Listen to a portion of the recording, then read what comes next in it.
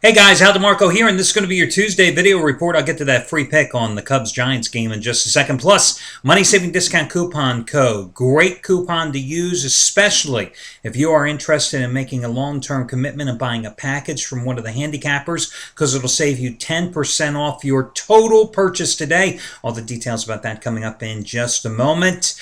Last night, I'll tell you what, in yesterday's video and the day before, I told you how, this is a business all about streaks. There's good, there are bad. I mean, you are no different than the teams and the players that you are handicapping in terms of winning streaks and losing streaks. But more importantly, it's also about getting the breaks. And as I've often said, the breaks always even out over the long term. And that's why you've got to kind of stay even keel. You can't get too high when you win. You can't get too low when you lose, because handicappers and gamblers that do that, you lose focus of the big picture, which is that there's a money-making opportunity every single day of the year, and you can't get too hung up on a loser. So I mentioned that, on Saturday, it looked like I was on my way to winning with a 15-dime play on the Denver Broncos. And here we have the NFL, which has changed the kickoff return rules, pretty much de-emphasizing the return game, pretty much making every kickoff seemingly turned into now a touchback at the 20. But what happens?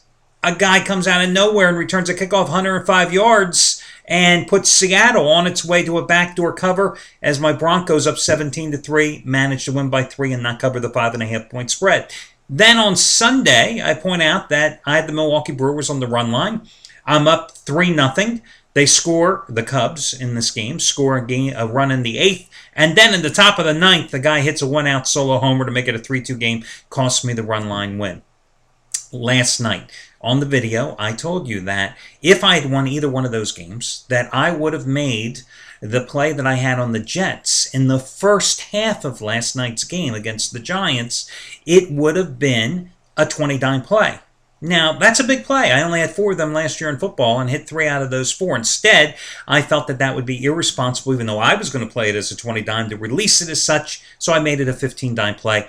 The Jets delivered in the first half, laying the 1.5.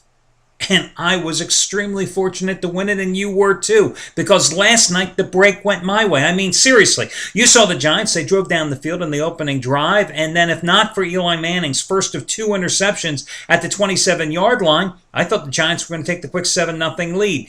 I mean, in the first half of that horrible game last night, the Giants outgained the Jets 224-73 in total yards. And yet, thanks to the Sanchez to Santonio Holmes touchdown pass with about 3.5 minutes to play, which was set up off a nice kickoff return, we got the win in that contest. Again, the Jets winning the first half of that game 7-3, laying the 1.5. And it was a great preseason. Just as I was telling you back in July, it was going to be a great preseason. I thought the first 2 weeks we had the advantage over the odds makers because of the NFL work stoppage. Week number 3, the closest thing that you have to real NFL action during the preseason. So week number 4 is worthless, totally meaningless. I won't even be looking at the lines, let alone trying to handicap the games. But I went 7-3 in the preseason, including 6-3 with those 15-dime plays. And those 15-dime plays now 39, 23, and 2 in the NFL over the past 4 years. And again, 15-dime plays are big plays for me, guys. 99% of my plays are rated between 5 and 15 dimes. As a matter of fact, tonight in baseball, 15-dime cheap chalk game release, just as strong as last night's winner on the Jets in the first half against the Giants. It's been a nice 8-week run here, and we're going to continue it here as we approach college football. I got to tell you, personally, it's very rewarding to win in preseason football. A full baseball card, if it takes me 20 minutes to handicap a baseball card, I mean, that's probably 4 minutes too long. I mean, that's just how easy baseball has always been for me. And it's the reason I've won 9 of the last 13 years in baseball. I mean, it's always been the easiest sport on the board. Preseason football, though, is an animal of a different color. I mean, every single game, it takes at least a half hour to research, because it's not like you go to the local newspaper and you turn to the New York Daily News yesterday and it says, oh, these are the preseason notes, this is how much time the starters are going to play, this is the guy who's injured, this is the guy who's going to get the most playing time at this position, blah blah blah blah blah. No, you have to really dig deep in every single newspaper in each team's city. You have to read through a number of stories in order to assimilate all the information. That's why it takes so long to handicap preseason, and that's why it was very rewarding to go 7-3 overall in the preseason. Now, in terms of who's hot, Bob Valentino, guys, you ought to check him out. 60 dime winner number 16 out of 21 going tonight. And it's his cheap chalk. Oh, it's calling it his cheap chalk game of the year, part number 4 in a row. 15-5 in one run with those 60 dime plays. Bob has had 30 baseball plays over the past 3 months. He's won 20 of those 30 plays for a net profit of 605 dimes, which means a $10 bettor has won over $6,000 in that 3-month period betting his baseball action. Also, Scott Delaney, 50 dime underdog winner last night. The White Sox delivering on the run line plus $1.15. 50 dime dog winner number 2 in a row going today. Scott Delaney, over the last 163 days, his net profit, 937 dimes. So $10 bettors have won $9,375 in a little over 5 months following his advice in baseball. So those are a couple of guys to look out for. As for somebody who's not hot, hey, I always tell you the good and the bad guys. Anthony Redd fell hard on his sword last night. Came out with a huge play, an 80-dimer on the Giants. Did not come to fruition as they simply could not hold on to the ball. So his second biggest preseason play ever and his first ever 80-dime NFL release goes down the tubes for Anthony Redd. So let's get going here now with your money-saving discount coupon code. Guys, the discount code is simply preseason. PRESEASON. Preseason. No hyphen between pre and season. It's just preseason. Put it all together. You will save 10% off your total purchase price today. Now, again, as I always point out, these type of coupons, they're unique in how you use them. You want to put everything in your shopping cart at one time, okay? Everything in your shopping cart at one time, then apply the coupon code, and then you'll get 10% off your total purchase price. For example, and to give you an idea, how the savings can add up. Scott Delaney has a Super Bowl package, which is good through the big game, the title game on February 5th of next season.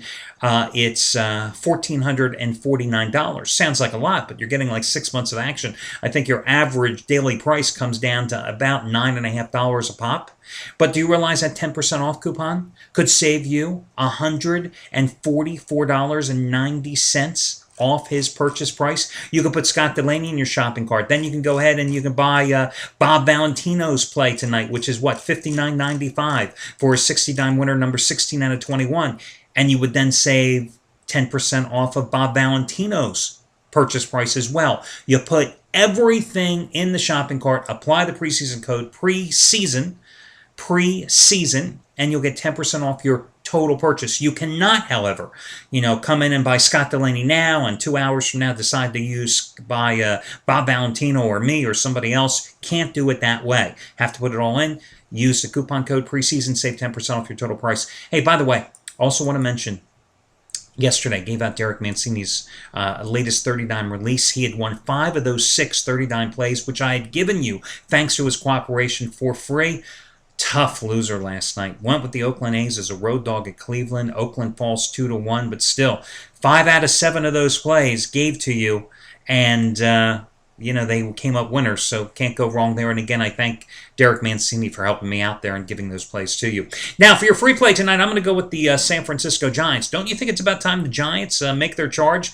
Last year, they certainly did, in late in the season. In fact, I think they were 5 games behind Colorado at this same point juncture last year. The same margin they're currently trailing red-hot Arizona.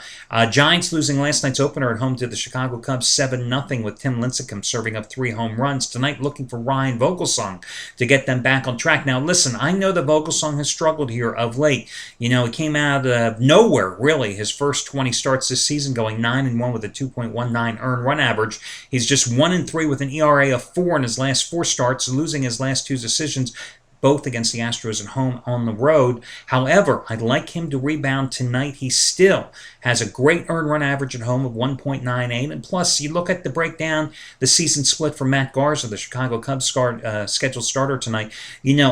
On the road, his earned run average is 5.07. At Wrigley, it's 2.76. So he hasn't pitched well on the highway. Pitching in San Francisco, always a little tricky because of the winds. Cubbies have lost 7 of their last 9, despite winning last night, which snapped the 4-game losing streak. You're getting the Giants at a cheap price, minus $1.35 to minus 40. That's why I'm riding them tonight. Good luck, everybody, and I'll catch you again on Wednesday.